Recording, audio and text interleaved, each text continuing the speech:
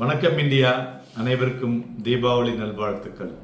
இன்றைய தினம் இந்த Q2 ரிசல்ட்ஸ் வந்துட்டு இருக்கு இல்லையா, அதில் நிறைய பேர் பேங்கிங்கில் இந்த நெட் என்பிஏ கிராஸ் என்பிஏ அதை பற்றி கேட்டிருந்தீங்க. அதாவது என்பிஏங்கிறது என்னென்னா நான் பர்ஃபார்மிங் அசட்ஸ். அதாவது நிறைய பேருக்கு லோன் கொடுத்துருப்பாங்க, இல்லை அட்வான்சஸ் கொடுத்துருப்பாங்க. அதை இண்டிவிஜுவல்ஸ் வாங்கியிருப்பாங்க, இல்லை கம்பெனி வாங்கியிருப்பாங்க.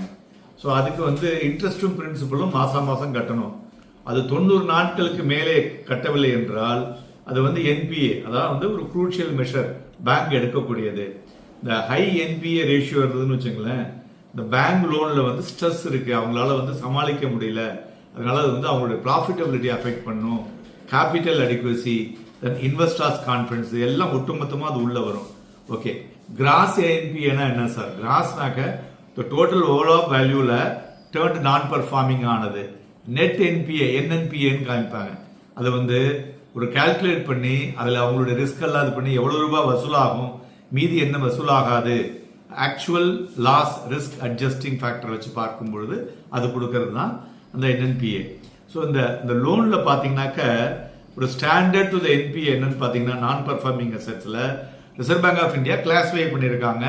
ஸ்பெஷல் மென்ஷன் அக்கௌண்ட் எஸ்எம்ஏ, இந்த கேட்டகரியில் எஸ்எம்ஏ 0 பேமெண்ட்ஸ்ங்கிறது அப் டு 30 days, எஸ்எம்ஏ 1ங்கிறது 31லேருந்து 60 நாள், எஸ்எம்ஏ 2ங்கிறது ஓவர் டியூ 61லேருந்து 90 நாளுக்கு மேலே போச்சுனாலே பூட்ட கேஸ்ன்னு அர்த்தம்.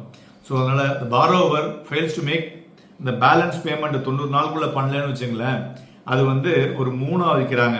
ஒரு standard assets NPA for less than 12 months, doubtful assets அதாவது வராதுங்கிறதுக்கு மோர் தென் 12 months.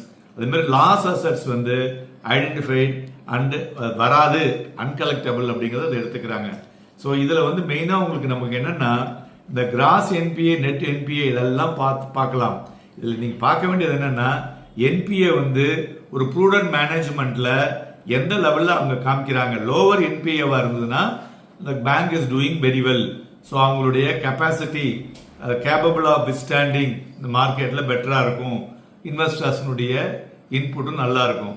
ஹையர் என்பிஏவா போச்சுன்னா எக்கனாமிக் ஃபிளக்சுவேஷனாலையும் அவங்களுடைய பேங்க்ல ஒரு ஸ்ட்ரக்சரல் அவுட்புட்டில் நிறைய ஸ்ட்ரெஸ் வரும்.